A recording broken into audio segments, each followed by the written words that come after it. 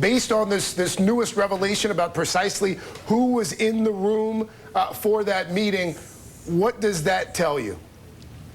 Well, it tells me that it follows a pattern that makes sense, that this would be, in fact, a Russian operation. And that pattern is the fact that they use what we would term a cutout. Look, the Russians have a very robust and large network that I believe operates in the United States. Look, I had personal experience with these sort of questionable dotted line people that kind of trace back to the Kremlin. So it would make sense to use someone who was a trusted entity, but then again allowed the Russians to have, well, plausible deniability. So that totally falls in line of their portfolio of how they use this sort of stuff. A cutout. What's a cutout? A cutout specifically means it is someone who you can, as we would call the circle of trust. These are people that you can trust to be directed or friendly, a friendly port, but then again don't have direct connections back to your country of the country of origin. Michael, this was Congressman Adam Schiff, last hour, of course, the ranking Democrat on the Intelligence Committee. This was his reaction to today's revelations. Take a listen. So if this additional party was there and had a background with Russian intelligence, may have had a background in hacking information as alleged in court pleadings, this is yet another disturbing turn of events. More parties, Russian parties, not disclosed potentially on security background documents by Jared Kushner. That's also alleged. But more importantly, this provides yet another conduit back to the Kremlin. How damaging is this daily drip, drip, drip, drip, drip?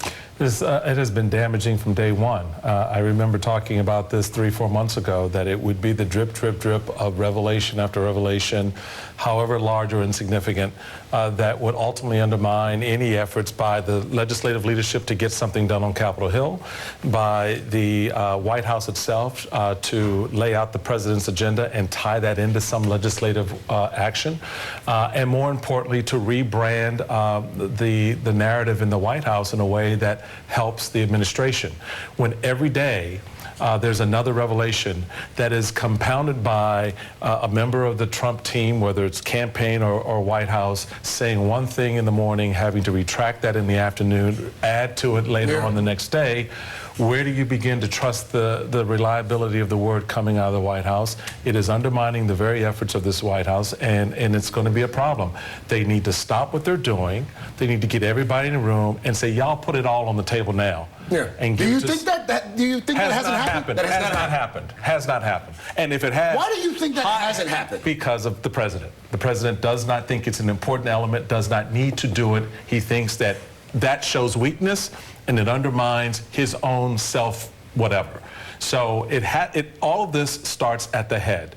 The president's the one who's orchestrating and coordinating this. It is his mindset that is sort of driving this narrative. You've already had comments and certainly reporting about who's listening and not listening, and how they're responding to the president and what he wants. Here you are. Here's the president yesterday in Paris talking about his son, defending his son, Donald Jr. Take a listen. I think from a practical standpoint, most people would have taken that meeting. It's called opposition research, or even research into your opponent. Politics is not the nicest business in the world, but it's very standard, where they have information and you take the information. And honestly, I think the press made a very big deal over something that really a lot of people would do. Shelby, are you hearing from lawmakers that this is something that's being widely considered a meeting that's business as usual? No, absolutely not. And so you have lawmakers both on the Republican side and the Democratic side pledging to get to the bottom of it. To Michael's point, it's not just damaging the agenda because it's distracting everyone. It's actually taking time out of their days, out of their work weeks. They are now spending time on these committees, spending time investigating. So it's harmful to the agenda in multiple ways, but also at what point do you lose the Republicans who support you? That's a big question. I've also been talking to a lot of Russia experts, and I think one thing that is worth noting is that all of these meetings we've seen between Trump associates and Russians have involved sanctions in some way or another. And we don't know all the details of all the meetings, but Sessions said he talked about Ukraine with Ambassador Kislyak. We know Flynn was fired for talking about sanctions and then later misleading the vice president. Now we know that the Magnitsky Act, which is sanctions, was discussed at Trump Tower. The Russians want something here. They want sanctions lifted. They have an agenda. For multiple reasons, they want these sanctions lifted. And so it just raises more questions when you get news like we did today about the meetings. What did the Russians want, and what was the Trump campaign doing discussing sanctions with them? Michael, you're still very much plugged into the party.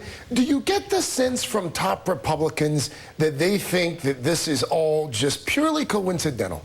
That every day these revelations are just, it's the big bad evil media? Or do they get the sense? Do top Republicans get the sense that there is something there? You know, that's been a gradual storyline. At the very beginning, certainly coming on the heels of the inauguration in the first 35, 40 days of the administration, there was a sense of, okay, where's the there? There's no beef being produced. But as these revelations, going back to your first question about the drip, drip, drip, as the revelations have come to the table, as more of the inside players, Jared Kushner has to update his FS-86. 3 times! 3 times. And in the last form, he added 100 names that somehow he couldn't remember meeting with. That is now weakening the resolve of a lot of Republicans. And I think to Shelby's point about interrupting that narrative, that's what's really ticking them off more than anything else, because they don't want to talk about this.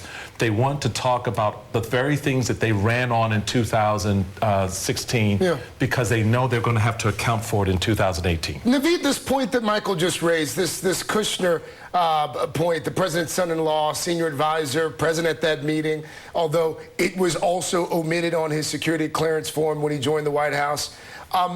The idea that you would have to amend that form 3 times, that you would somehow forget 100+ names.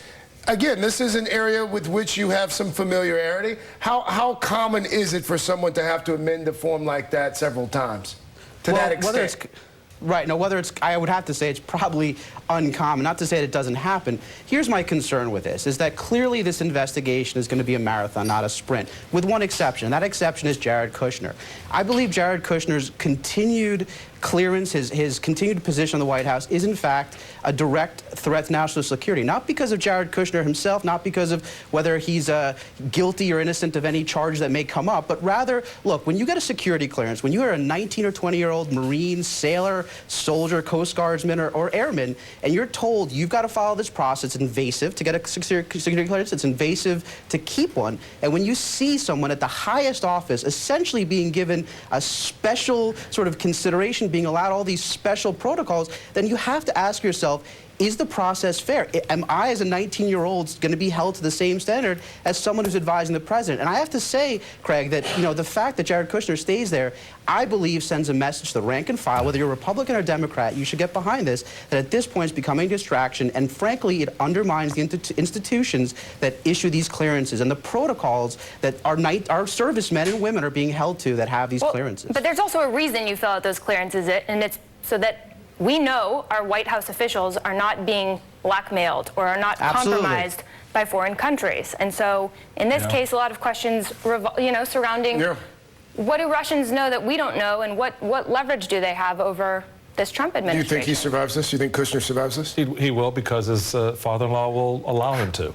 That's the bread and butter here, folks. That's damning. I mean, hard to fire your son-in-law, I guess. Yeah, absolutely. Who wants to have the conversation with your daughter after you do that? And maybe he's completely innocent. Maybe he didn't do anything wrong. But again, it is worth asking the question. And not even the amending of the forms. But to somehow forget 100 names? Oh, it's not crazy. 4 or 5, not a dozen, but 100? And to have financial trouble, and to have a host of things. Look, again, not being a security clearance is not a constitutional right.